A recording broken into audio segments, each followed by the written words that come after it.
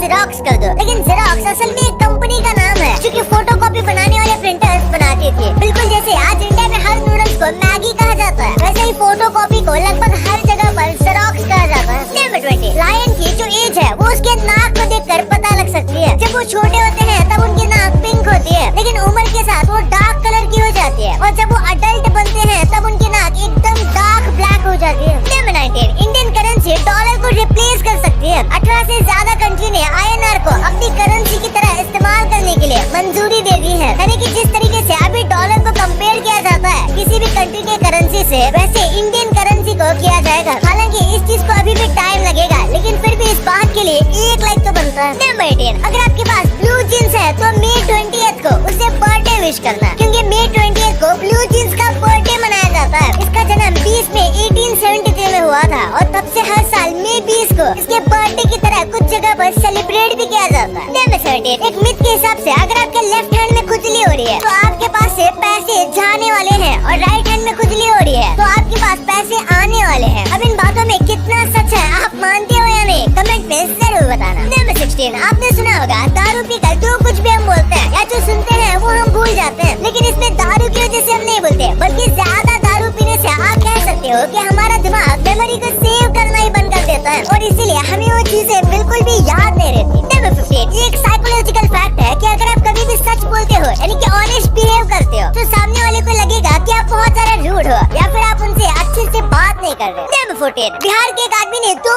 करोड़ के हेलमेट लोगों को गिफ्ट किए। एक रोड एक्सीडेंट में उसके सबसे अच्छे दोस्त की जान चली गई थी क्योंकि उसने हेलमेट नहीं पहना हुआ था। जिसके बाद उसने 49,000 लोगों को हेलमेट गिफ्ट किया, और इन सब की मिला के कीमत 2 करोड़ की थी। नंबर 13, पहले रोलर कोस्टर को जिसमें हम मजे से बैठते हैं उसका इस्तेमाल पहले ऐसा नहीं था। इसका इस्तेमाल कोयले को पहाड़ के ऊपर से नीचे लेकर जाने में किया जाता था, लेकिन जब लोगों को पता चला कि ये roller coaster 50 miles per hour की स्पीड तक जा सकता है तो उन्होंने इसमें बैठने का सोचा, और उसमें उन्हें बहुत मजा आया। तो फिर टूरिस्ट काम कर रहे लोगों को कुछ रुपए देते थे और वो उन्हें रोलर कोस्टर में बैठने का मौका देते थे। नंबर 12, टैको बेल, पिज़्ज़ा हट और KFC तीनों में से ज्यादा कौन कमाता है? भले ही कोई भी कमा ले मुनाफा तो बस एक ही कंपनी का होने वाला है, क्योंकि ये तीनों जायंट फास्ट फूड आउटलेट एक ही कंपनी द्वारा ओन किए जाते हैं। लेकिन फिर भी हमें ऐसा लगता है कि सब एक दूसरे से कंपटीशन में है। नंबर 11, आपने इस चीज को नोटिस किया होगा, लेकिन GTA 5 की पूरी गेम में एक भी बच्चा नहीं है। वैसा क्यों नहीं है आपको पता ही होगा अगर आप ये गेम खेलते हो तो, लेकिन फनी बात तो ये है कि इस गेम को बच्चे ही खेल रहे हैं। नंबर 10, सांता क्लॉज एक पायलट है। दरअसल 1927 में सांता क्लॉज को एक ऑफिशियल पायलट का लाइसेंस दे दिया गया था। अब सांता क्लॉज असलियत में है या नहीं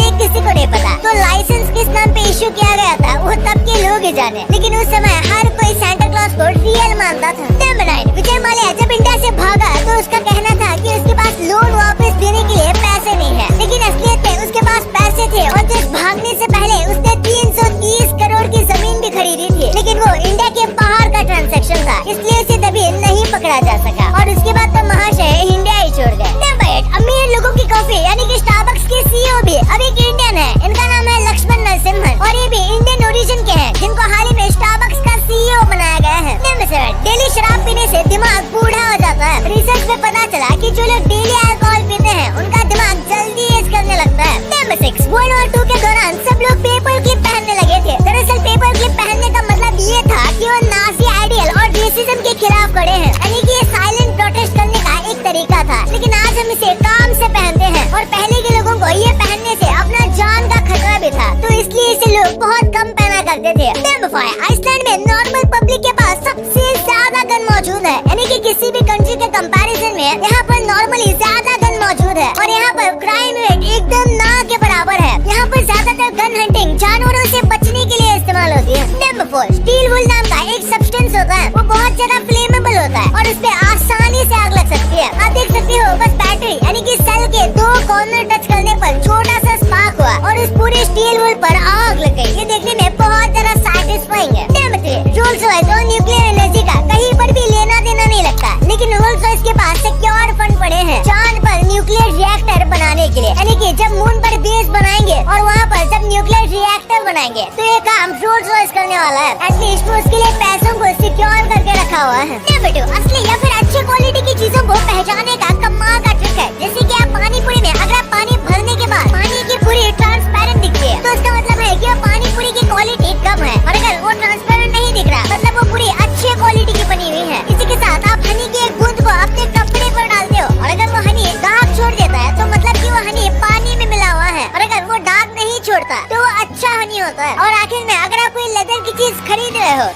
इसे स्मेल करना चाहिए। अगर इसमें सिंथेटिक सी या फिर ग्लू जैसी स्मेल आ रही है तो वो नकली लेदर हो सकता है। नंबर 1, अगर आप दूध में पेंसिल का कचरा डालोगे तो क्या वो रबर बन जाएगा? ये सुनकर यकीन नहीं आता क्योंकि सच में ये नहीं होता। लेकिन अमेरिका में स्मिथ को इतना ज्यादा फैलाया गया था कि आज भी वहाँ के कई बच्चे इसे सच मानते हैं और कई लोगों ने इसे ट्राई भी किया है। पर स्मिथ की शुरुआत कैसी हुई थी ये कोई नहीं जानता, लेकिन ये एकदम ही गलत है। और इसी के साथ जब मैगी जैसी इंस्टेंट नूडल्स वहाँ पर पहली बार आए थे तो उन्हें देखकर ये बिल्कुल किसी रबर बैंड की तरह लगी थी, क्योंकि एशियन कंट्रीज में नूडल्स तो काफी कॉमन थे, लेकिन अमेरिका और बाकी वेस्टर्न देशों के लिए ये बहुत ज्यादा अलग ही चीज थी और उन्हें बिल्कुल किसी रबर बैंड की तरह लगता था। और आखिर में अगर बात करें च्युइंग गम की तो लोग कहते हैं उसमें एनिमल की स्किन का इस्तेमाल होता है, लेकिन ये बात तो सच नहीं है। लेकिन इसमें सच में रबर का इस्तेमाल किया जाता है। हाँ, सच में इसमें कुछ हद तक रबर होता है, इसलिए इसे निगलने से मना किया जाता है। वैसे आपके लिए कुछ बोनस है, आपने हेवन और हेल के बारे में सुना होगा, लेकिन क्या आपने कभी सोचा है कि एक असली हेल भी मौजूद है? और आप बता सकते हो कि ये किसने ढूंढा? ये टोटली अनप्रेडिक्टेबल था, लेकिन इसे नासा ने ढूंढा है। ये एक प्लेनेट है जिसका नाम है K2-141b और ये प्लेनेट हमारे अर्थ से 200 लाइट ईयर्स दूर है। और यहाँ पे रॉक्स और फायर की बारिश होती है और यहाँ पे